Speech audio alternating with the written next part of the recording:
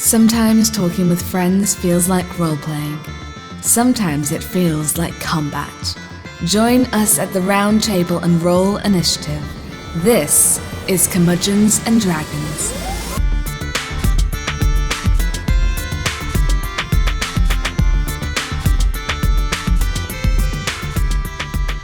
Hello, adventurers! Welcome to Curmudgeons and Dragons. My name is Jason Portizo, and today I am joined by Mr. Jim Crocker.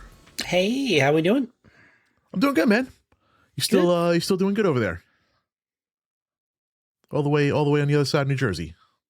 Well, I don't know. Am I like I'm what? I'm northwest of you, I think, right? Something like that. That's the other side. Yes. Okay. All right. That's way on the other side. Listen, okay. Jersey's not big, but we're very territorial. Yes. Yeah. No, you're a Jersey Shore guy. So yeah. I'm in the region called Jersey Shore. Yes. Yeah, I'm basically a New Yorker here in Morristown. So yeah, kind of that West New York area. Mm-hmm. How's your new cat? My new cat rocks. Jojo is our new cat. I'm very happy with him. If anybody that watching on video, you can see we've got several $100s worth of cat toys that we've bought for him, trying to figure out which of them he is, he's going to be attuned to. The ironic thing is the thing that he seems to like most is literally the cat carrier that we got to bring him to the vet. He sleeps in it. He's camped out in it. The actual cat, 2 cat beds that we've got him, he could care less. But he'll that sounds right. Sack out in the carrier. Yeah, so I don't know. He's very lie, interested in. When you said those of you on the video can see, I was really hoping you were just going to hold up the cat. Well, I think he's probably hanging out with his mom. He's kind of her secretary. All right. Next episode, she's got a little thing next to her desk that he can camp out in. So listen, we're trying to get those YouTube subs, Jim. Okay, got to pay the cat tax. Okay, let me see if I can. I'll see if I can get a hold. If he comes by, I'll point him at the camera. Stay tuned, adventurers. Maybe we'll see a cat today. Josie's still studying, so she'll be back soon. But today we're going to continue our list episodes. I've got one today that is these are some things that have helped me, even on the small level that I'm doing things, that have helped me run things a lot smoother than I would have without them. This is one of the small areas of D&D play where you actually have more experience and knowledge than I do in the particular subject that we're going to be discussing. So I'm really looking forward to this. Because this is less about DMing and more about being an internet nerd. So finding tools like this is a little bit more my area. So we're going to do, this isn't like a top list. So this is just 8 things that I thought of. And I just had to look at how many I actually had on the list to even get you a number. But there's 8 things that I have been using. These are web apps. So not necessarily apps that you download. These are just on whatever website that they're on, which means we'll have links to all of these in the show notes.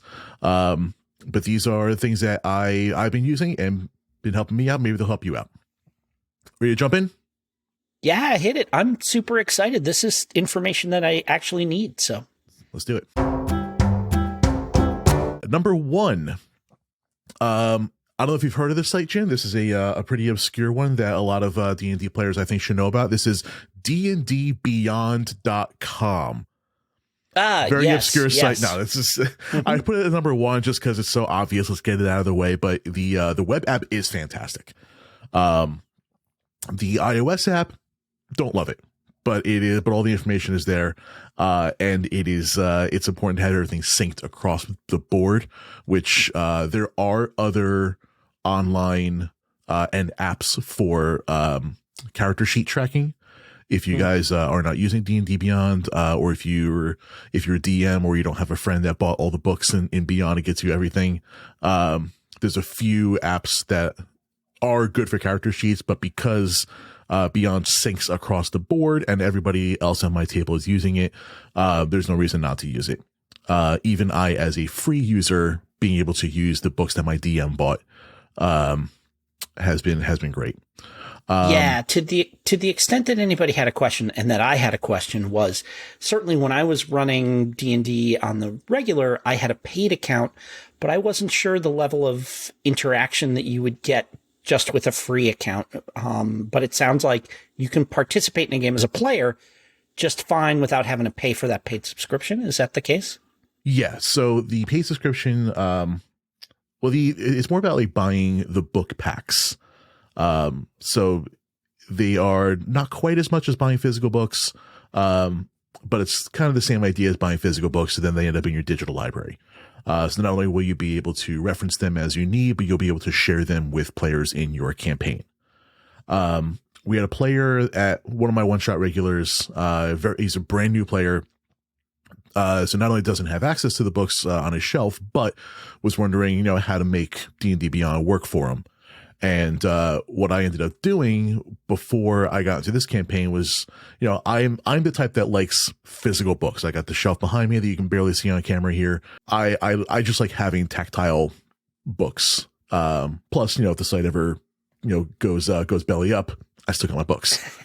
Yeah. But the convenience of having everything digital and everything at the ready and control F-able, so you can search through stuff and have clickable appendices, which, that's the real downside of a physical book is like you can see what page the thing is on, but you can't click to go there. You got to flip through it. They really got to work on that, books. All right. Get better. Yeah. My player's handbook, monster manual, and DM guide are all full of those little plastic tabs that you can stick on the sides, to go like, okay, here's this table I need to use regularly. Yeah. Yeah. Yeah. Like the way my old second edition player's handbook or DM guide, rather, you could, if you put it on its spine, it would fall open to the Thaco table. Yeah. Without having to do anything, right? It would just naturally, because that was the one I used the most. So, yeah. Yeah, my PHP has a bunch of like Post-its sticking out the side of it with whatever game I was playing at the time. Characters I don't even use anymore, but it's just good to have them. But this is great because it also ties into something that we talked about last week when I was talking about prep. If you're all using D&D Beyond, as the DM, you've got access to everybody's sheets all the time as they're updating, as they're adding little notes, so that at any time you want to, you can say, wait, did they get that feat or did they get the other one? And you can go in there and look it up very easily without having to, scrounge through paper sheets and stuff like that. And because it's digital and all under one account, under shared campaign accounts, you can access that stuff without having to ask them for it, which means you can start getting information secretly without being like, hey, let me see your sheet for a second. What's your fly speed? You just discreetly look that up and make sure. Yeah. And there's, so you're not cluing them in that there's something coming. Yeah. Right. Is it just to complete what I was saying before? So, if you're a physical book player or if you're a new player, finding a game or making friends with a DM that has a digital books, they can create a dummy campaign, just for you to create a character in. And, my DM did this before we started our game.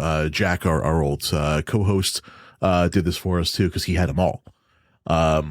He, didn't want to waste any more shelf space on more stuff. Sure. So it made more sense to him to buy the digital books where, I like going and visiting and looking at my books, not reading them, of course, but I like looking at them and knowing that I have them.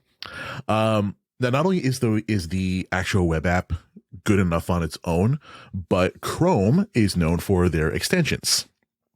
So with a couple of extensions, you can really make this more customizable and work better for you. So this is less about, tipping people off to being, D&D Beyond. Of course, we all know D&D Beyond exists and how it's useful, but I have one extension on mine as a player, and that is called Beyond 20, which you can find at the Chrome extension little store there. And of course, it's free. And this will give you more information for your die rolls. Like, for example, I am playing a Path of the Wild Magic Barbarian right now. And normally what you would do without the extension is, click the die roller, find a D8, and then go find the chart yourself. This adds a lot more clickable rolls for you. That's pretty cool. Yeah.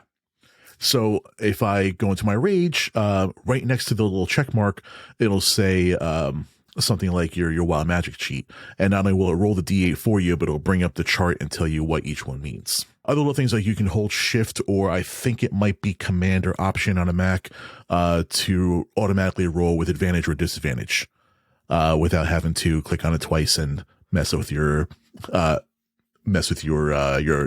log. That's super cool. I didn't realize that there were browser extensions that affected the way that D&D Beyond worked like that. That's really neat. Yeah, I love that. So, of course, yes, we all know D&D Beyond. We all know how important it is, how useful it is. A lot of us uncanceled our accounts once we stopped being mad. But this was more about the plugins. Although, I mean, like you say, everybody knows about it, but especially for new players, it's not the worst thing to have veteran players say, this is useful and you should keep it. Really, yes. No kidding. We know it's the official, because it wasn't always the case that official WotC products were actually useful. And, looking at you, 4th edition, that those web apps were up to date and doing what you wanted them to do. The fact that they're actually useful, that's a thing that's worth repeating. And let's not forget, this has only been an official WotC product for barely a year. Yeah. This was all third party.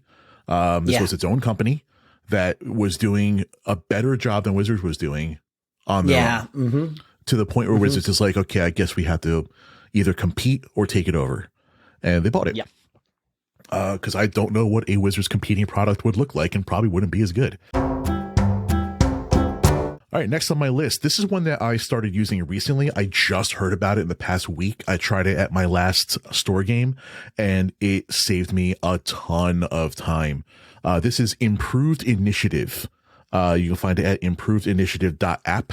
You can use it totally for free. There's a Patreon that adds some features, which I got on like the $2 tier just so I can sync it between devices. Sure. But it's an initiative tracker and builder. A lot of the monster manual is built into it. So this is actually saving me from having a monster manual that's interesting. Got it. Tab open as well. Yeah. Because I used to have like 15 tabs open with just Roll20 stats up. And so I can have each monster there and have all their stat blocks in different tabs. But now I can just hover over the monster in the initiative and be able to see its full stat block. That's super and of course, cool, this is all just built in. It's everything that's in the what's it called? The SRD, right? SRD.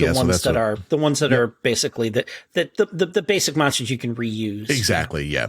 But there is a monster customizer. So if you want to pull one or two things from your Cobalt Press book, you can just copy it in manually. It's kind of a pain, but this is part of your prep work that you should have done in the last episode. That's setting your table up. That's what we talked about. Also, you can pre-build encounters. You can have a stack of monsters already in there in no particular order. Save it. You can have folders. So I have a whole folder with just the name of the one shot that I'm running, because I run different ones every week. Oh yeah, okay. So under the one we tried it for last week, the one shot was titled "Hold My Beer," which is a really fun one shot. I'm gonna do another one of these lists on fun one shots that I've done. But so I have a folder called Hold My Beer, and in there is the encounter in what order I expect them to do it in, the name of the location or whatever I wanted to call the fight. And I just click one thing and all the monsters that are part of that fight are already there. Oh, that's fantastic. That's super cool. Yeah. You can also add in your players, and you can add as much information as you want. I really just do their name, their class, their level, their HP, their AC, and their passive perception. You can do a full character sheet if you want. I personally don't see a need for it, but if you're doing a longer term game, yeah, why not? And then with one click, you just add them to the initiative. When you hit start encounter, the monsters all roll their initiative for you, and you just ask the players what they got. You put it into their little drop downs, plug it in. Yeah. Okay. You hit go and it orders it for you. Here is my favorite part, though. Not only for me to keep things easy for them, but my players to actually be more like hands-on involved, was the companion tab. It's made for players, so it gives you a separate URL. You give to your players. I tried reading it off to them. A lot of them were just like, was that A, or like, I just copied it into a QR code creator and had them scan my iPad. Oh, that's cool. Which was like 2 extra steps, but like it was just so much easier for them. And this brings you to a very simple looking page that you see the initiative order. And if you have surprises that you don't want them to know about yet, you can hide them from that's the view. neat. Yeah, that's cool. So like in one of the one shots that I run, there is a bear that joins the fight like during round 2. So I can have it in there ready to go with all the stats ready, but hidden from view. But they can see whose turn it is, who's coming up next. They can see their own HP, and I can turn it on or off whether they can see all the players' HP. Depending on how you like to run your tables. There's been some debate about that recently, even on some of the Reddit forums that I've been looking at. So up to you whether or not you want your players to know each other's HP. Otherwise, you can treat the players the same way it treats the monsters, which is if they're at full HP, it says healthy. If they take even 1 damage, it'll say damaged. If they're less than half, it'll say bloodied. Or hurt or something like that. And if it's super low, it'll say bloodied. And when they're gone, it'll just say defeated. And then it's up to you whether or not you remove them from initiative from there, or if they just sit there as defeated. So they can see, also if you have multiples of the same, like, if you have 10 bandits like I did, it'll number them for you. So the players can be like, okay, I'm going to attack bandit number 2, and then which one's closest to me that's already damaged? They'll already know. Yeah. That's great. So combat that should have taken like, a couple minutes to prep was already done. And on the Patreon tier, you can sync across devices. So I was able to pre-build the encounter on my phone, save it to my account, and then pull it up on my laptop the next day. At my game. Because these are usually saved as cached files. So it's normally tied to your browser. Yeah, like for me, I would probably build it sitting at my desktop so that I could have the books out and stuff and refer to things as I go. And then when it comes game time, I just put on my tablet, and that makes that real easy. So yeah, that'd be very cool. Yeah, I dig that. Certain shifts while I'm at work, I either have a lot of downtime or I'm not very active. So like I'll just do it on my phone while I'm there, and then bring my actual laptop to the game. Yeah. So that's improved-initiative.app. Next on my list, I'm going to lump a few of these together. I'm going to call these the 3D printers, or the 3D renderers. Hero Forge, it seems to be the big one, and they have the absolute most options. You can make a free account and just make as many guys as you want. One of my players, who's actually my manager at my day job, I showed him this, and we lost an entire day of productivity. Oh my God. Yeah, no. Just creating characters. It's like it's the nerd version of like playing with dolls or something like that. It's amazing. Yeah. Once I showed him how to like paint particular parts of it, like it was just awesome. I have definitely lost hours and hours to Hero Forge. And I've created characters just based on what they look like in Hero Forge. Like I had a rough idea, and then made them to the best of my ability in Hero Forge, and kind of shaped the idea around what he ended up looking like. There was a scar I didn't know there was going to be there. It's like, oh, we can have spikes on his shell. Cool, he's got spikes on his shell now. Yep. You change the angle of their nose and all that kind of stuff. That's Yeah.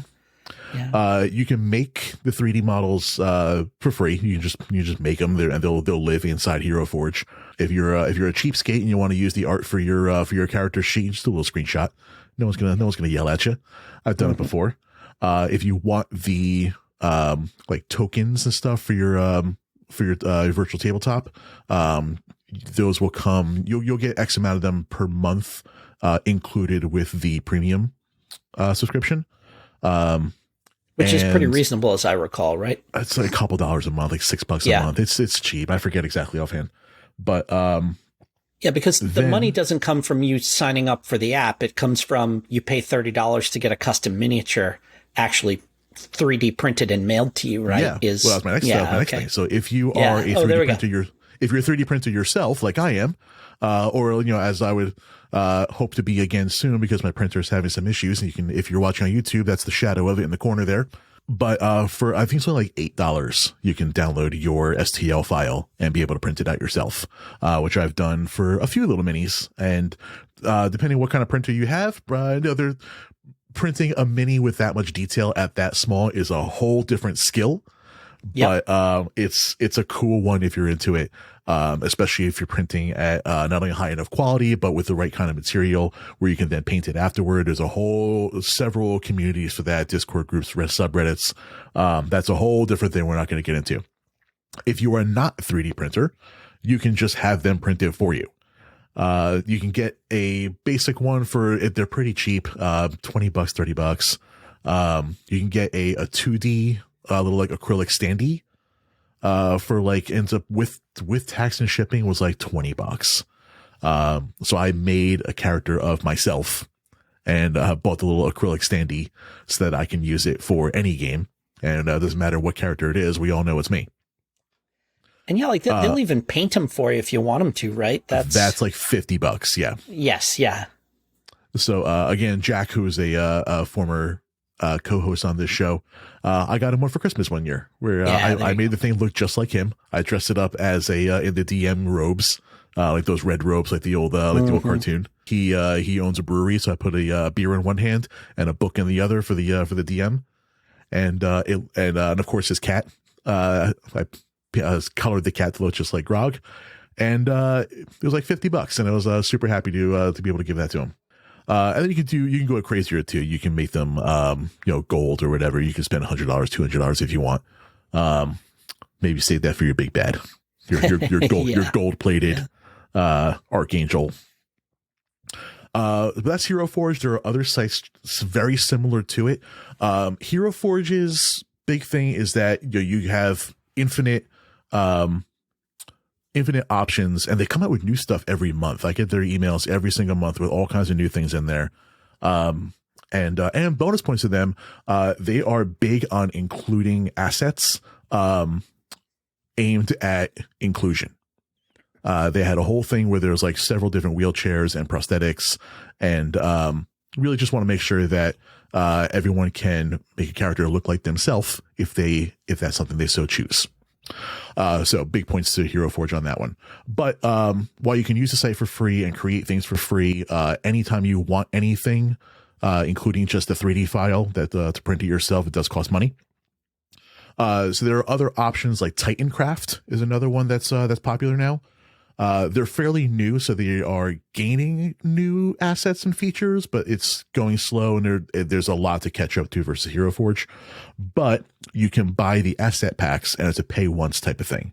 Then you can create as many as you want, download the STL files as something that you already paid for, and be able to print them out yourself. So if you are a 3D printer yourself and you want to make a lot of things, once I get my machine back up and running again, this is something that I want to do. I calculated that all the asset packs that I would want would run me a total of like 200 or 300. But then I'll have tons of different monsters and beasts. So I get all my wolves and bears and stuff in a couple different positions. A couple different dragons are in there as well, and then all the player options on top of that. I'm not including like the modern pack or the steampunk pack. I'm just keeping it to the fantasy stuff. Sure. But if that's a game you want to run, there's a modern pack and a steampunk pack and a pirate pack, and like, so you can add all these. Each pack's like $20. And you can get like big packs for like 100 and change or whatever it is, depending on what they include.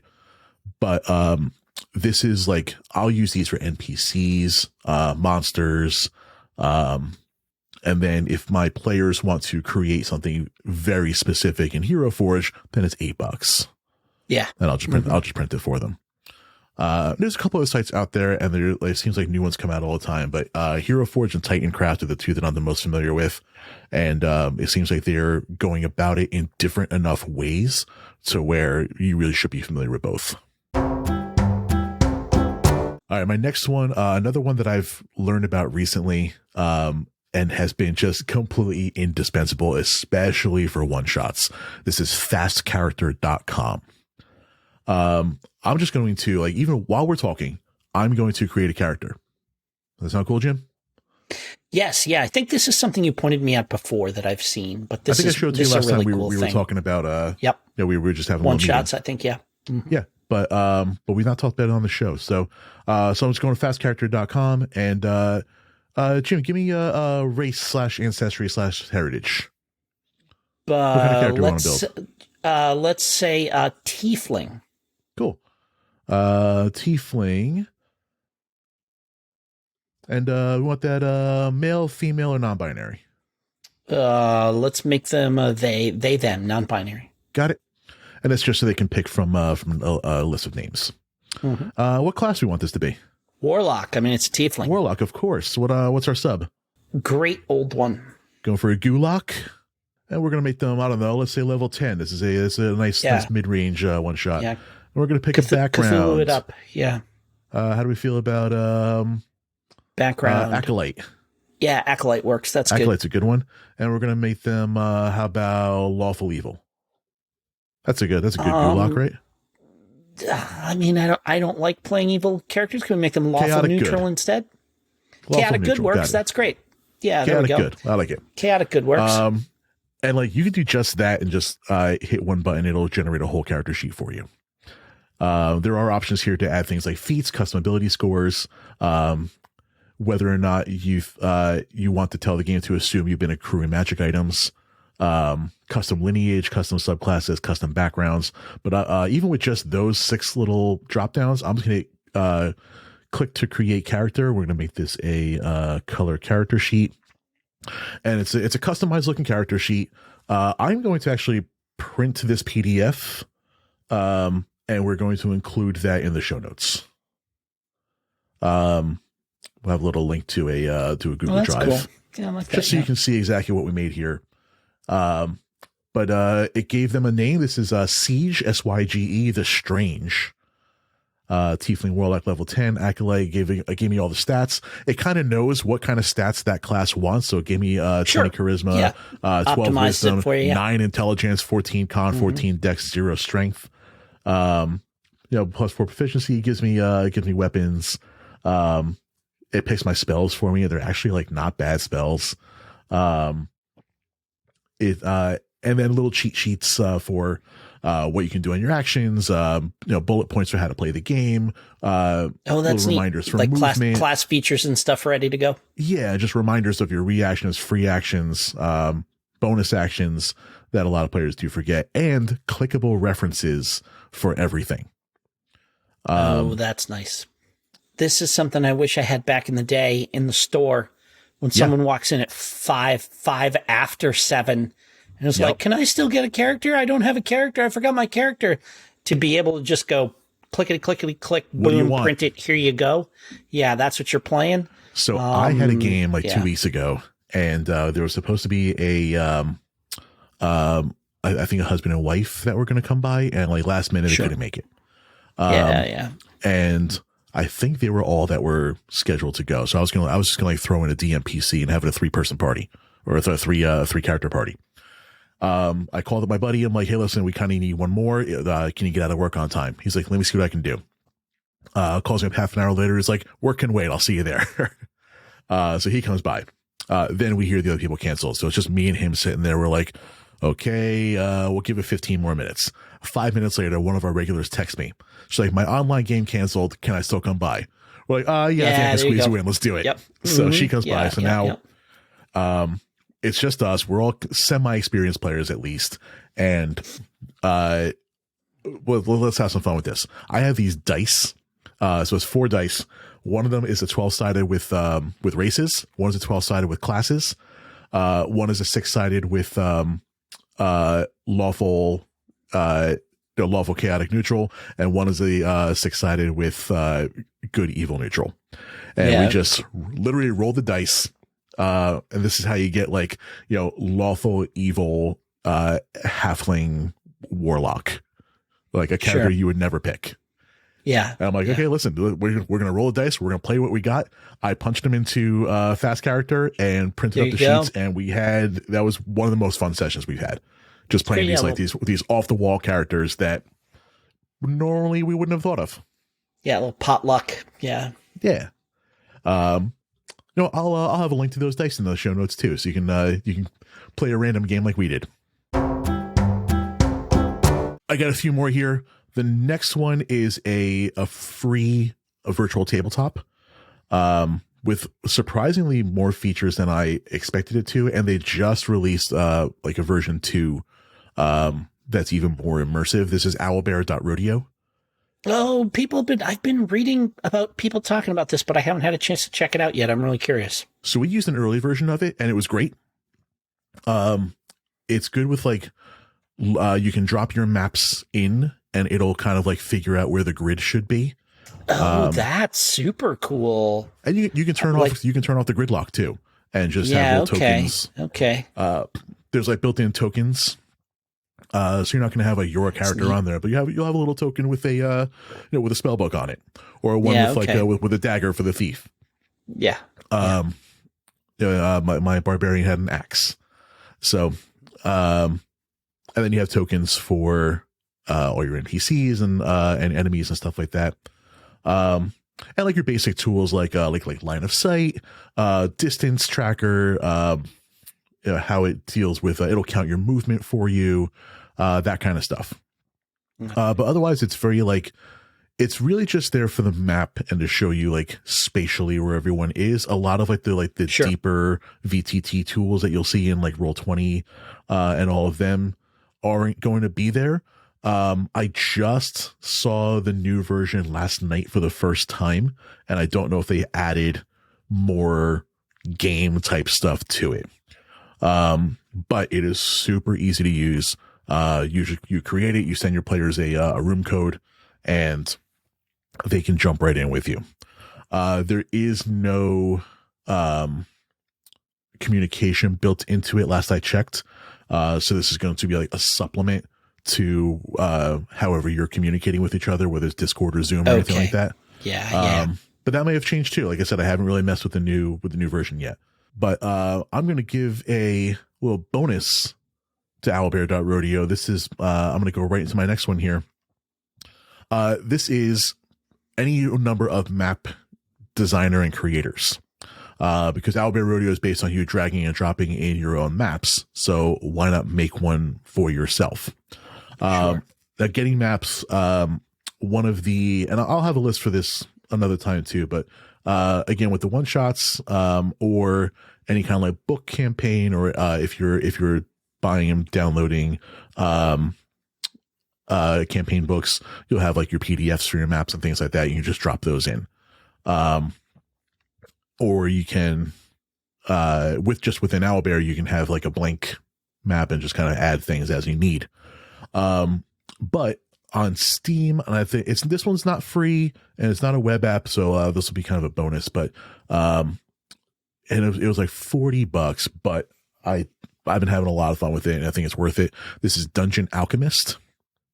You can download it on Steam. You can get it from their website. But this is going to let you create very immersive animated 3D maps, and really simple. All you do is like just pick what type of room you want to make. So I made a tavern. So you have like the grand hall, and you just decide how big it's going to be, like how many squares it's going to be, and you just drag it, hit the button to create it, and it creates the grand hall with all the tables and chairs, and that's already there. Then we add that's fascinating. Then we go over and we'll select a brewery, and I'll make that like the next room over, and a latrine and a pantry, and then like 2 or 3 bedrooms that I can make pretty small, and a hallway, and like I can really just design this quickly, and it looks fantastic. Is it like a procedural thing? Is it some kind of version of AI or something like that? Or okay, I don't know if it's AI, but it is procedurally generated. Like it is like because it'll automatically put in things like tables and chairs and beds and whatever furniture is needed. This is just for the tavern. Obviously, you can do dungeons and stuff like that too. Mm-hmm. I'm doing a lot of like outdoor stuff. Like you can change the type of terrain, so I can make like a dirt road. Cut through a river and add a bridge. And I know that there's certainly there are a couple of subreddits that are basically just like nothing but dungeon maps. You go on there and people just post their maps and stuff. Yep. And if that's a thing where you could download and drop them into this, that sounds amazing. I wouldn't be surprised if a lot of them came from this. This seems to be a pretty popular generated one. there, and then people put them up. Yeah, okay. Yep. Okay, that's interesting. This is a pretty popular one, so I've heard of this one being used before. But yeah, because they come out even without using Owlbear. Let's say you're using like the video tabletop, like the converted TVs. Sure. This is actually why I got it in the first place, because I'm building one right now. Okay. Because you can export the map as a video file that's looped. So any movement, any animation in there. So like if you have like fires or candles, or if you're outdoors, if you have trees, they'll blow in the wind. It's your waterfall or whatever it is. Yeah, sure. There's a few things that are pretty similar to this. Dungeon Alchemist just keeps coming up over and over again. So that's the one I'm going to talk about. But if you have another one that you like, let us know. But what I did like about this is that even though Owlbear won't do the animations, you can still export the video file from Dungeon Alchemist, drop it into Owlbear, and have just another way of creating maps for yourself. And if you have a digital tabletop, then bonus. And the last one I've got here, this is a Zoom app. So if you go into Zoom, go under applications and search for Fathom. This is Fathom Note Taker. It'll start recording. Is this one of the ones that comes standard with it now, with that little bar of apps down the right-hand side when you first open it? Yes. When I got it, it wasn't. There we go. Okay. Okay. I got it like either just after beta or during the beta, and before apps were a lot easier to add. But I believe this is now in the stock like apps. You just have to hit like add. Okay, sure. So what it'll do is it'll add a note taker to your Zoom session, and it'll say Jason's note taker or whatever your name is, and it'll not only record the call, but it'll transcribe it.